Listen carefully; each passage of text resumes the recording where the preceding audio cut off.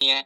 ये अगर हम ऐतिहासिक परिप्रेक्ष्य में जाकर देखें, अगर हम ब्राह्मणों को बाहर से आया हुआ विदेशी तो उनके द्वारा लाया गया ये जो धर्म है, जिसे वो धर्म कहते हैं, संस्कृति कहते हैं, वो इस देश के लोगों पर थोपी गई है।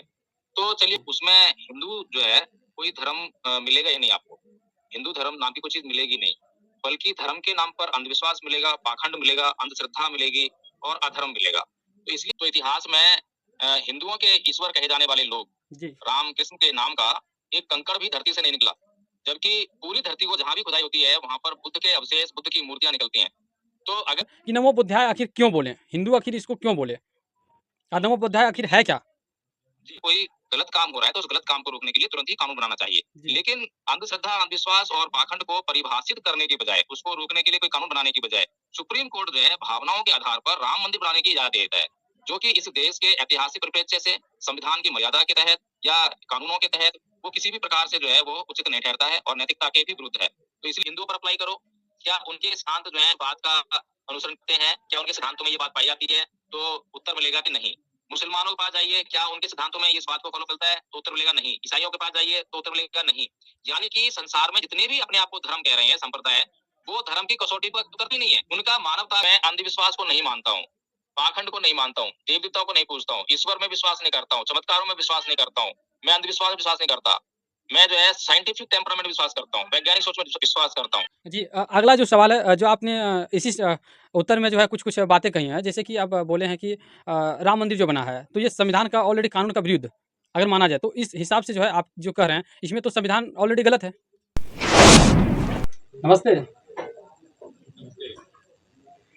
कहिए सर, और सब ठीक-ठाक है? जी, सब बढ़िया, फर्स्ट क्लास। जी, बिल्कुल। तो फिलहाल सर अभी कहाँ रह रहे हैं? दिल्ली में। जी, बिल्कुल। सर सबसे पहले हम चाहेंगे आप अपना परिचय थोड़ा हमें दें। जी, मेरा नाम है एडवोकेट जयदीप प्रकाश, दिल्ली में रहता हूँ जी। और पेशे से वकील हूँ जी सर। और सामाजिक धार्मिक कार्य करता हूँ। जी सर। एक धार्मिक संघ बनाया है हम संघ के नाम से। जी। इसका लक्ष्य है भारत को बौद्धमय करना। जी। और ये लक्ष्य ऐसा नहीं है कि मैंने ही निर्धारित किया हो, ये परम पूज्य बाबा साहब अम्बेडकर का सपना है और जी। बाबा साहेब के इस सपने को पूरा करने के लिए भारत में लाखों करोड़ों लोग जो है लगे हुए हैं। उनकी ये इच्छा है कि भारत बौद्धमय हो। जी। लेकिन जो अब तक समस्याएं आई हैं भारत को बौद्धमय करने में, तो उसके लिए जो है उनको समस्याओं को देखना, समझना और उनका निराकरण करना, ये धम्मपद संघ का जो है प्रमुख उद्देश्य है। जी। जी, बिल्कुल। तो सर देख रहे हैं कि लगातार आप जो है आपके ऊपर जो है कहीं न कहीं बहुत तरह के बातें हो रही है, जिसमें कि फ़ोन कॉल पे जो है आपको शायद धमकी भरी बातें भी कही जा रही है और तमाम हिंदू और हिंदू से इसको जोड़ा जा रहा है। हिंदू धर्म, बौद्ध धर्म, क्रिश्चियन धर्म, जैन धर्म, मुस्लिम धर्म, ऐसे-ऐसे धर्मों से जोड़ा जा रहा है। जिससे कि हम भी इस चीज़ को ऑलरेडी क्या बोलते हैं, पुष्टि नहीं कर पा रहे हैं। तो इसी सभी मुद्दा पे जो है हम कुछ सवाल करेंगे। कुछ हिंदू पक्ष के सॉरी कुछ हिंदू समाज के पक्ष से कुछ सवाल रहेगा, जो कि थोड़ा कड़वा-कड़वा सवाल है। जैसे लोग सवाल नॉर्मली करते हैं, उसी प्रकार से कुछ हम्म, सवाल करेंगे और उनकी जो है जी। भरपूर रूप से और थोड़ा सटीक रूप से आपसे आंसर चाहिए। जी, बिल्कुल मैं प्रयास करूंगा। आपका स्वागत है सवाल करने के लिए। जी। जैसे देख रहे हैं कि ज़्यादातर आपके ऊपर जो उँगली किया जा रहा है, हिंदू धर्म के खिलाफ जो है आप आवाज़ उठा रहे हैं। हिंदू को जो है आप सनातन गलत बता रहे हैं। जैसे कि भारत में जो भी रह रहे हैं, आप हिंदू को ज़्यादातर टारगेट करते हैं और हिंदू को जो है गलत बताने का प्रयास करते हैं और हिंदू का सबसे बड़ा विरोधी माने जा रहे हैं और विरोध में जाकर के आप एजेंडा को बढ़ावा दे रहे हैं। यानी कि जी। कहने का मतलब ये है कि आप यानी कि बौद्ध धर्म को बढ़ावा दे करके और हिंदू जो सनातनी है, उसके ऊपर आप दिलों पे जो है ठेस पहुँचाने का प्रयास कर रहे हैं, जैसा कि लोग कह रहे हैं। जी। आपका बहुत-बहुत साधुवाद आदरणीय सुनील जी, आपका ये प्रश्न करने के लिए। और जो लोग मुझे इन बातों के लिए दोषी करार देते हैं कि जी। मैं हिंदू धर्म के खिलाफ बोलता हूँ, मैं हिंदुओं की भावना को आहत करने का कार्य करता हूँ, तो मैं उनके लिए यही कहना चाहूँगा कि वे मूलतः धार्मिक स्वभाव के नहीं हैं। उनका धर्म से कोई लेना-देना नहीं है। अगर धर्म से कुछ लेना-देना होता, तो वो ज़रूर मेरी बातों पर गौर करते, मेरी बातों की जाँच करते और जो भी मैं हिंदू धर्म जिसे कहते हैं, जो जी। संप्रदाय है, अगर मैं धर्म की परिभाषा अगर करूँ जी। और धर्म की अगर परिभाषा एकरूपता के साथ की जाए, जिसको जी। पूरे विश्व के लोग मानने के लिए तैयार हो जाएँ, जी। तो उसमें हिंदू जो है, कोई धर्म मिलेगा ही नहीं आपको। हिंदू धर्म नाम की कोई चीज मिलेगी नहीं, बल्कि धर्म के नाम पर अंधविश्वास मिलेगा, पाखंड मिलेगा, अंधश्रद्धा मिलेगी और अधर्म मिलेगा। तो इसलिए मैं केवल जो है लोगों की आंखें खोलने का कार्य करता हूँ। और बौद्ध धर्म जो है भारत का मूल धर्म है। जी, बल्कि अगर इसको हम कहें कि जो ब्राह्मण धर्म है, मूलतः जो है हिंदू धर्म जो है ब्राह्मण धर्म है। हिंदू शब्द की उत्पत्ति बहुत बाद में हुई है।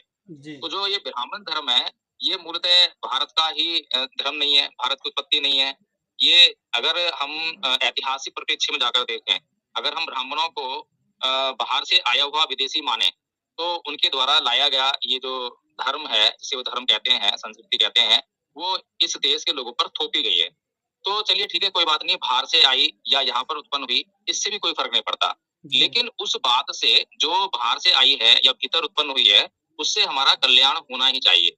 जी, अगर कल्याण कोई व्यक्ति करता है, तो इससे कोई फ़र्क नहीं पड़ता कि वह हिंदू है या मुसलमान है, ईसाई है या बौद्ध है। जी, लेकिन बात अगर कल्याण की है, तो कोई फ़र्क नहीं पड़ता। लेकिन अगर कल्याण की बात नहीं करता है, कोई ऊट-पटांग बातें करता है और उससे देश के लोग जो हैं, अशिक्षा की तरफ बढ़ते हैं, अंधविश्वास की तरफ बढ़ते हैं, अवैज्ञानिकता की तरफ बढ़ते हैं, तो निसंदेह वह जो है कष्टदायी साबित होती है। और जी, ऐसी बातों का विरोध करना हर एक बुद्धिजीवी, हर एक जागरूक व्यक्ति का कर्तव्य होना चाहिए। और हमारा भारत का संविधान भी हमें यह अधिकार ही नहीं देता, बल्कि कर्तव्य हमारे ऊपर देता है जी, कि साइंटिफिक टेम्परामेंट को हर किसी नागरिक को अपने भीतर डेवलप करना चाहिए। लेकिन जी, ये बड़ा दुर्भाग्य है इस देश का कि इस देश का जो सुप्रीम कोर्ट है, उसने आज तक इस साइंटिफिक टेम्परामेंट को कभी परिभाषित ही नहीं किया कि ये साइंटिफिक टेम्परामेंट क्या है। या तो वो साइंटिफिक टेम्परामेंट यानी वैज्ञानिक दृष्टिकोण को परिभाषित कर दे, या फिर वो अंधविश्वास, पाखंड, अंधश्रद्धा इनको परिभाषित कर दे। दोनों में से किसी को भी अगर परिभाषित कर देता है, तो इस देश के लोगों का एक अच्छा मार्गदर्शन हो सकता है। क्योंकि जी, प्रत्येक देश के जो नागरिक हैं, वो कानून का ज़्यादा भय मानते हैं। तो कानून के अंतर्गत जो है वो अपना जीवन आराम से जो है जी लेते हैं और कानून का पालन भी पालन करते हैं। करते इसलिए अगर किसी भी चीज़ को हम कानूनी रूप दे देते हैं, इसी तरह से हम देखेंगे जैसे कि संविधान में अनटचेबिलिटी को जो है जब कानूनी रूप देने का प्रयास किया, तो उस पर जो है लगाम भी लगी। इसी तरह से हिंदू कोड भी बनाया गया। शुरुआत में थोड़ा-सा कष्ट ज़रूर होता है, क्योंकि लोग जो है बहुत लंबे समय तक किसी परंपरा को, किसी रीति-रिवाज को मानते आए हैं, तो एकदम से उसको बदलना, उसको बोल तोड़ देना, उसको बंद कर बोल देना, बोलने में समय किसी को लगता है। होता है। जी, जी, लेकिन कानून तो होना ही चाहिए। अगर कोई गलत काम हो रहा है, तो उस गलत काम को रोकने के लिए तुरंत ही कानून बनाना चाहिए। जी, लेकिन अंधश्रद्धा, अंधविश्वास और पाखंड को परिभाषित करने की बजाय, उसको रोकने के लिए कोई कानून बनाने की बजाय, सुप्रीम कोर्ट जो है भावनाओं के आधार पर राम मंदिर बनाने की इजाज़त देता है, जो कि इस देश के ऐतिहासिक परिप्रेक्ष्य से, संविधान की मर्यादा के तहत या कानूनों के तहत, वो किसी भी प्रकार से जो है वो उचित नहीं ठहरता है और नैतिकता के भी विरुद्ध है। तो इसलिए जो है जो मैं कार्य करता हूँ, उसमें किसी के विरोध में कोई कार्य नहीं है, किसी के विरुद्ध कोई कार्य नहीं है। कोई हिंदू अगर मुझसे आकर वन टू वन अगर बात करे, मेरे सामने बैठकर बात करे और मुझे जी, बता दे कि मैंने ऐसी कौन-सी बात कही है, जो उसके लिए नुकसानदायक है, जो उसका कल्याण ना करती हो। भगवान बुद्ध की वाणी में तो किसी के लिए कोई अकल्याण है ही नहीं, किसी के लिए नुकसान है ही नहीं, हानि है ही नहीं। सबके लिए उसमें जो है कल्याण ही कल्याण है। तो मैं किसी का अकल्याण या किसी को हानि कैसे पहुँचा सकता हूँ? लेकिन कोई व्यक्ति अगर किन्हीं बातों से चिपका हुआ है और वह बातें गलत हैं, और मैं अगर ये कहूँ कि भाई एक आदमी अंधा है और मैं अगर अंधे को कहूँ कि आप अंधे हो और उसको वो बात जो बुरी लग जाए, तो इसमें मुझे लगता है कि मेरा दोष नहीं है, बल्कि उस व्यक्ति को समझना चाहिए कि सच्चाई क्या है। जी, जी, जी। आदरणीय सुनील जी। जी अगला जो सवाल है जो आपने इसी उत्तर में जो है कुछ-कुछ बातें कही हैं, जैसे कि आप बोले हैं कि राम मंदिर जो बना है, तो ये संविधान का ऑलरेडी कानून का विरुद्ध अगर माना जाए, तो इस हिसाब से जो है आप जो कह रहे हैं, इसमें तो संविधान ऑलरेडी गलत है। जी, संविधान गलत नहीं है, परम पूज्य बाबा साहेब डॉक्टर भीमराव अम्बेडकर से जब ये पूछा गया संविधान सभा में कि ये संविधान आपने बनाया है, ये कैसा है? इस पर आप क्या कहना चाहेंगे? तो परम पूज्य बाबा साहेब डॉक्टर भीमराव अम्बेडकर ने साफ-साफ कहा कि कोई भी संविधान चाहे कितना भी अच्छा क्यों ना हो, जी, वह अंततः जो है बुरा साबित होगा, अगर उसको लागू करने वाले लोगों की नीयत खराब है, लागू करने वाले लोग खराब हैं। और अगर कोई भी संविधान कितना भी बुरा क्यों ना हो, जी, वह अंततः अच्छा साबित होगा, सही साबित होगा, अगर उसको लागू करने वालों की नीयत जो है, बहुत अच्छी है, ईमानदारी से भरी हुई है, तो वह जी, अंततः अच्छा ही साबित होगा। तो इसी प्रकार से संविधान में कोई बुराई नहीं है। संविधान में कहीं नहीं लिखा कि आप जो है धार्मिक पक्षपात करते हुए, धर्म किसी एक विशेष धर्म की बात करते हुए, किसी एक विशेष की धर्म की आप जो है भावनाओं को जो समझने का काम करेंगे और दूसरे धर्म के आप विरोध में काम करेंगे, ऐसा कहीं नहीं लिखा। और सुप्रीम कोर्ट ने बिल्कुल भी इस देश के लोगों को यह बताने का काम बिल्कुल नहीं किया है कि किस आधार पर सुप्रीम कोर्ट ने वहां हिंदुओं को अयोध्या में राम मंदिर बनाने की इजाजत दी है। वह जी, केवल एक ही आधार बताता है, वो है भावनाओं का आधार। अब क्योंकि सुप्रीम कोर्ट से फैसला आया है, तो हिंदुओं का जो नैतिक बल है वो बढ़ गया है इस मामले में।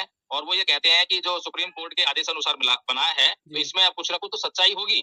अब सुप्रीम कोर्ट अगर किसी ऐसे अंधविश्वास और पाखंड, अंधश्रद्धा के कार्यक्रम को उसमें अगर सहभागिता निभाता है, जी। तो अंधविश्वास और पाखंड, अंधश्रद्धा के कार्यक्रमों को एक नैतिक बल मिल जाता है। वैसे ही लगाइए कि जैसे कोई एक चरित्रहीन व्यक्ति कोई कार्यक्रम कर रहा है और उसने बड़ा मंच सजाया और उसके मंच पर उसने बोलने के लिए बड़े-बड़े वक्ता बुला लिए, आईएएस अधिकारी बुला लिए, आईपीएस अधिकारी बुला लिए, कुछ मंत्री बुला लिए जो उसने। तो अब सोचिए कि जो पब्लिक आएगी, अब अगर उस व्यक्ति के साथ में ये आईएएस, आईपीएस, डॉक्टर, वकील, इंजीनियर अगर साथ में खड़े हो जाएँगे उस चरित्रहीन या अपराधी व्यक्ति के साथ में, तो उसको जनता में एक नैतिक बल ज़रूर मिलेगा। जी। तो इसी तरह से जो है, ये जो संविधान के तहत तो इसका जो निर्णय नहीं दिया है सुप्रीम कोर्ट ने, बल्कि संविधान के विरुद्ध जाकर सुप्रीम कोर्ट ने निर्णय दिया है, लेकिन निर्णय सुप्रीम कोर्ट के द्वारा आया है, इसलिए हिंदुओं को एक नैतिक बल ज़रूर प्राप्त हुआ है, उनके अंधविश्वास, पाखंड और अंधश्रद्धा को प्रचारित-प्रसारित करने के लिए। जी बिल्कुल। जैसे कि मतलब ये कहीं न कहीं बौद्ध मानने वाले लोगों को जो है लग रहा है ना कि ऑलरेडी जो है इसमें कहीं न कहीं जो राम मंदिर बनाने का जो फैसला है, जो हिंदू के पक्ष में दिया गया है, ये कहीं न कहीं आस्था को जो है मजबूत बनाने के लिए और आस्था को जो है ठेस ना पहुँचे, हिंदुओं के जो है दिल पे दरार ना पड़े और उसके दबाव में आकर के सुप्रीम कोर्ट को जो है कहीं न कहीं फैसला देना पड़ा है। देखिए, बौद्धों के साथ में तो सुप्रीम कोर्ट ने बहुत भारी अन्याय किया है, जी। क्योंकि अगर इतिहास में अगर हम थोड़ा-सा जाकर अध्ययन करें, तो इतिहास में हिंदुओं के ईश्वर कहे जाने वाले लोग, जी। राम कृष्ण के नाम का एक कंकड़ भी धरती से नहीं निकला। जबकि पूरी धरती को जहाँ भी खुदाई होती है, वहाँ पर बुद्ध के अवशेष, बुद्ध की मूर्तियाँ निकलती हैं। तो अगर जो साकेत है, उसका बौद्ध ग्रंथों में बहुत अच्छी तरह से विस्तृत वर्णन है, अच्छी तरह से वर्णन है। अगर उस स्थान की खुदाई करवाई जाए ईमानदारी से, जी। बिना किसी पक्षपात के, बिना किसी प्रभाव के, दुष्प्रभाव के, तो निश्चित तौर पर जो है बौद्धों का इतिहास वहाँ से निकलेगा। और चलिए हम ये बात को भी छोड़ देते हैं कि वहाँ से मूर्ति निकल रही है या भगवान बुद्ध के अवशेष निकल रहे हैं, चलिए कोई बात नहीं। अगर आप राम मंदिर भी बनाना चाहते हैं, तब भी कोई बात नहीं है, लेकिन हमें ये बताइए कि राम का चरित्र क्या है? राम के चरित्र से जो है इस देश के लोग क्या सीखते हैं? एक तरफ बुद्ध हैं, जिनका जो है जो धम्म है, वो बिना ज्ञान के कोई बात नहीं कहता और ज्ञान का भंडार है। वो शुरू से लेकर अंत तक केवल और केवल अपने लोगों के कल्याण की बात करता है। वहीं पर दूसरी तरफ हम देखते हैं कि रामायण और राम जो है एक कथा कहानी के अलावा कुछ नहीं है। उनके पास कोई आदर्श नहीं है, उनके पास कोई सिद्धांत नहीं है। तो इसलिए जिस बात से, जिस सिद्धांत से, जिस इतिहास से लोगों का कल्याण होने वाला है, उस कल्याण पर सुप्रीम कोर्ट कोई बात नहीं करता है, उसकी खोजबीन नहीं करता है, उसकी चर्चा नहीं करता है। जी। वहीं पर जिससे कल्याण नहीं होने वाला है, बल्कि जिससे नुकसान होने वाला है, अंधश्रद्धा फैलने वाली है, पाखंड फैलने वाला है, उसके साथ में वो नैतिक समर्थन प्रस्तुत करता है। तो इसलिए जो है बौद्धों के साथ में इस देश में बहुत बड़ा अन्याय हुआ है और लगातार हो रहा है। इसीलिए मैं लगातार इस देश के लोगों को, विशेष तौर पर अम्बेडकरवादियों को और बौद्धों को यह कार्यक्रम देना चाहता हूँ कि जी। आप लोग सच्चे बौद्ध बनिए। आप लोगों के ऊपर बाबा साहब डॉक्टर भीमराव अम्बेडकर इस देश को बौद्ध में करने की जिम्मेदारी डाल के गए हैं। लेकिन यह जिम्मेदारी आप जब तक पूरी नहीं कर सकते हैं, जब तक आप बौद्ध न बने। अभी अगर किसी भी बौद्ध से हम कोई बात करें, उनसे पूछें कि भाई आप बौद्ध हो? तो बोलेगा हाँ मैं बौद्ध हूँ। कैसे बौद्ध हैं? कि मेरे नाम के साथ में बौद्ध लगा हुआ है। और पूछेंगे और कैसे बौद्ध हैं? कि मैं अंधविश्वास को नहीं मानता हूँ, पाखंड को नहीं मानता हूँ, देव देवताओं को नहीं पूजता हूँ, ईश्वर में विश्वास नहीं करता हूँ, चमत्कारों में विश्वास नहीं करता हूँ, मैं अंधविश्वास में विश्वास नहीं करता। मैं जो है साइंटिफिक टेम्परामेंट में विश्वास करता हूँ, वैज्ञानिक सोच में विश्वास करता हूँ, तर्कवादी हूँ। यही सबको जो है वो कहता है कि मैं बुद्धिस्ट हूँ। लेकिन बौद्ध धर्म के नाम पर उसके पास कोई जानकारी नहीं है। बौद्ध धर्म क्या है उसको पता ही नहीं है। एक व्यक्ति जिसको बौद्ध धर्म के बारे में कोई जानकारी नहीं है, तो वो इस देश में बौद्ध धर्म का प्रचार प्रसार कैसे कर सकता है? इसीलिए मैंने जो है अपने संघ के माध्यम से, धम्मपद संघ के माध्यम से एक कोर्स का निर्माण किया, जिसको बहुत छोटा कोर्स है, मामूली कोर्स है, लेकिन उसको करने के बाद कोई भी व्यक्ति धर्म का प्रचार प्रसार करने में अपनी भूमिका अच्छी तरह से निभा सकता है। उसके अलावा अभी कहीं पर भी जो है अपने घर में हो, रिश्तेदारों में हो, शादी ब्याह में हो, स्कूल कॉलेज में, चौपाल पर, चाय की दुकान पर, ऑफिस में, हर जगह चर्चाएं होती हैं अभी। लेकिन चर्चाओं में हिंदू धर्म शामिल होता है, इस्लाम भी शामिल है, ईसाई धर्म भी शामिल होता है, लेकिन बौद्ध धर्म शामिल नहीं हो पाता। उसका कारण ये है कि हमें बौद्ध धर्म के बारे में कोई जानकारी नहीं है। इसीलिए धम्मपद संघ ने स्पष्ट रूप से एक कोर्स का निर्माण किया और उस कोर्स कराने के लिए विश्व अशांति निवारण स्कूल की भी स्थापना की है। चलिए जैसा कि अगला क्वेश्चन मेरा रहेगा जय भीम प्रकाश जी। सबसे पहले देखेंगे कि इसमें जो हम लोग आप लोग जैसे ज़्यादातर नमो बुद्धाय शायद बोलते हैं इससे कुछ, इस शब्द का प्रयोग करते हैं ना? जय भीम नमो बुद्धाय का स संबोधन करते हैं। जी थोड़ा मतलब सटीक में थोड़ा आंसर दीजिएगा सर कि नमो बुद्धाय आखिर क्यों बोले? हिंदू आखिर इसको क्यों बोले? नमो बुद्धाय आखिर है क्या? जी, जी। जी, बहुत इसके अच्छी ऊपर बात थोड़ा आपने पूछी है। जी, बहुत अच्छी बात आपने पूछी है। जय भीम, नमो बुद्धाय एक संबोधन है जी, और इस संबोधन को आप जो है किन्हीं भी संबोधन से किसी भी शब्दों का इस्तेमाल कर सकते हैं आप। हिंदू लोग जो है राम, राम का, कृष्ण, कृष्ण, राधे, राधे, राधे कृष्ण इस तरह के शब्दों का इस्तेमाल करते हैं।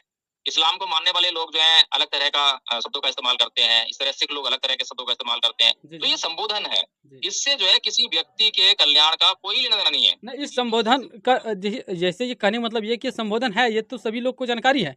बट इसके पीछे का क्या कुछ गुण है, क्या कुछ कारण है और क्या कुछ जो है इसके अंदर बातें हैं जो कि हमको बोलना पड़ रहा है और बोध वाले लोग इसको ज़्यादातर यूज़ कर रहे हैं। जैसे कि अगर हम राम, राम कहते हैं लोगों को या तो फिर राधे, राधे कहते हैं, तो इसके पीछे कुछ ना कुछ कहानियाँ हैं, कुछ ना कुछ जानकारियाँ हैं, इकट्ठा है लोगों को। उसी प्रकार से इसको नमो बुद्धाय अगर हम कहते हैं, तो आखिर इसके पीछे कुछ तो कुछ होगा। देखिए कहानी कुछ भी हो, सटीक में लीजिएगा लेकिन सर, थोड़ा एकदम एकदम सटीक में लीजिएगा आंसर, क्यों नहीं फिर वीडियो हाँ, बहुत ज़्यादा लंबा हो जाएगी। सटीक में। जी, जी, जी। इस संबोधन का जो है कोई भी जीवन में कल्याण के लिए उपयोग नहीं है। जी। केवल सिवाय इसके कि यह ये बताता है कि कौन हिंदू है, कौन मुसलमान है, कौन बौद्ध है। केवल इससे यही मालूम पड़ता है। मतलब इसके ये अलावा जो है इसका कोई उपयोग नहीं है। जी, ये इंडिकेट करता है ना? हाँ, इसके अलावा अगर हम कॉमनली अगर यूज़ करें तो गुड मॉर्निंग सभी कह सकते हैं, इ किसी को आपत्ति नहीं होगी। जी, इंग्लिश नमस्ते, नमस्कार। जी, जी। नमस्ते, नमस्कार ये किसी के ऊपर डिपेंडेंट नहीं है, ये ऑलरेडी हिंदी भाषा है ना? बौद्ध क्या बिल्कुल, हिंदी है, इंग्लिश है, अगला जो सवाल है रहेगा सर। कॉमनली यूज़ कर सकते हैं। जी। अगला सवाल रहेगा एक-एक करके सवाल थोड़ा हम सटीक में चाहेंगे कि आप जवाब दें ताकि कम समय लगे।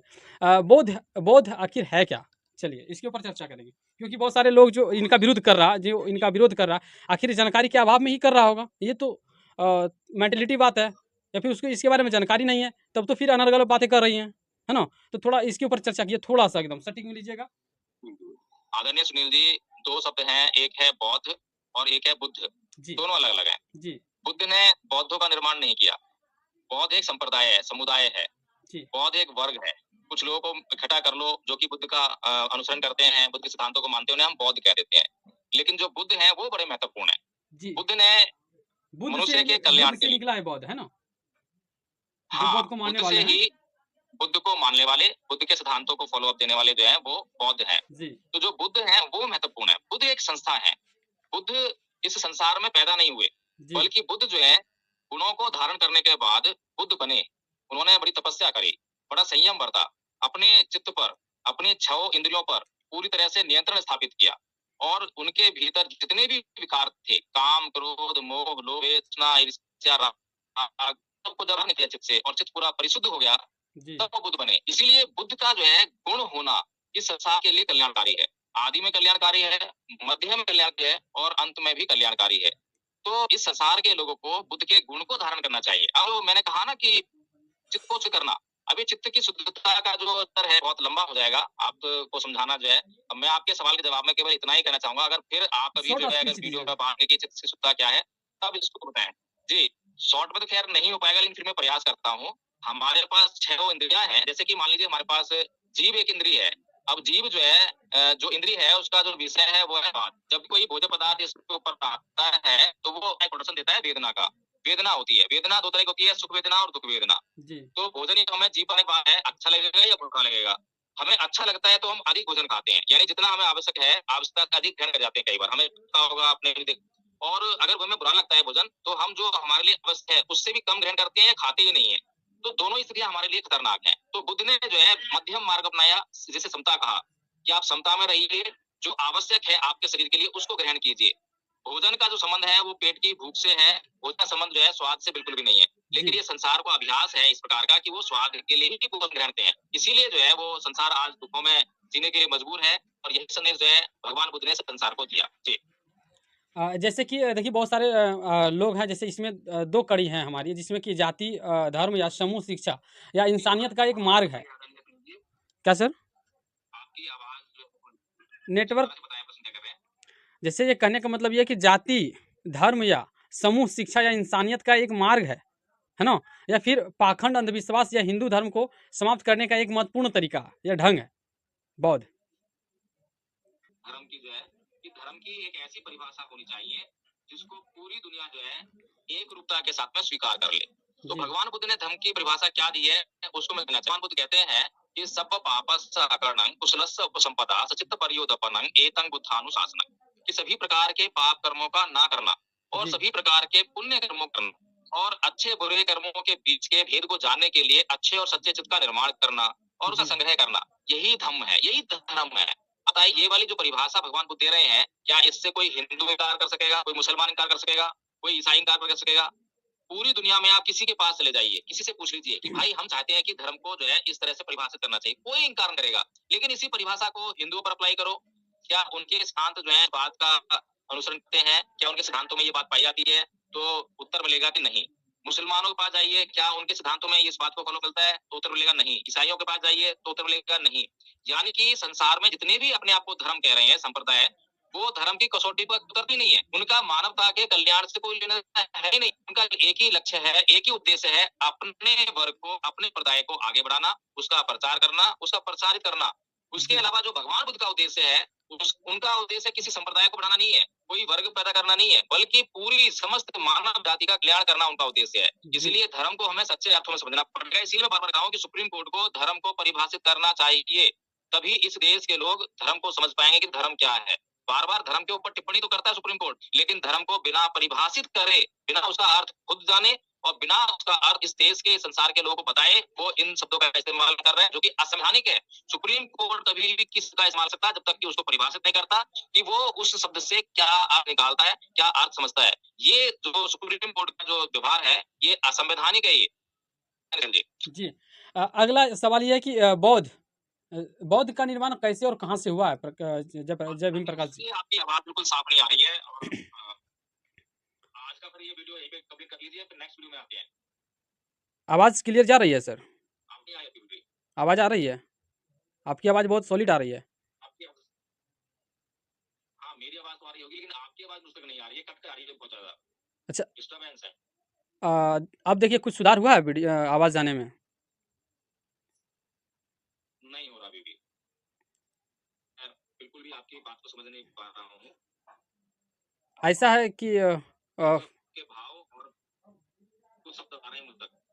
अच्छा आवाज़ नहीं जा रहा क्लियर। ऐसा करते हैं ना फिर कॉल हम फिर से करते हैं आपको। नहीं समझ में आ रहा आपने क्या पूछा है। पूछने का प्रयास तो कर रहे हैं आप, लेकिन मुझे समझ में नहीं आ रहा है। ये जो वीडियो है, रिटर्न कॉल ऐसा यू जिसकी वजह से कुछ रिटर्न कॉल यू करते हैं, ठीक है?